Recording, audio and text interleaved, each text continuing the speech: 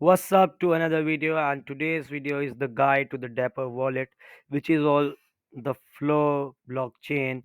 This wallet has been really great and has been giving Web3 and Web2, which is like the daily basis uses to its users. So today is the guide to how to set up the wallet and what actually the wallet is.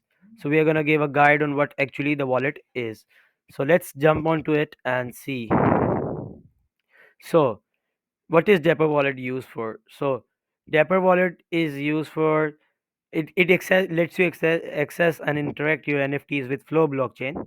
So there are three types of blockchain: Solana blockchain, Ethereum blockchain, and Flow blockchain, and Polygon blockchain, which are basically more into the NFTs thing. So the Dapper wallet is basically on Flow blockchain, and it performs all the transactional wallet functions, whatever the wallet does. It's simple onto that, and you guys need to know Dapper wallet is a great wallet. Apart from MetaMask, because it's more Ethereum based, Dapper is more Flow based. Flow is a good token too. So it is a decentralized app, and no issues on that. And Dapper wallet is a custom built, and there is like a lot where you can display your NFTs, you can display many things.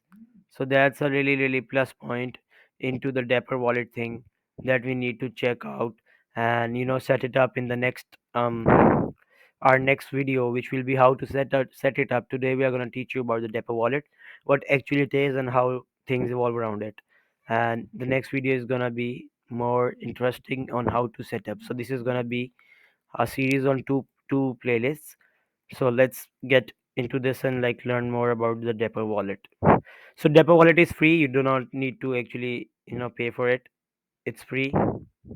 And then Dapper wallet, the features of Dapper wallet comes along like that.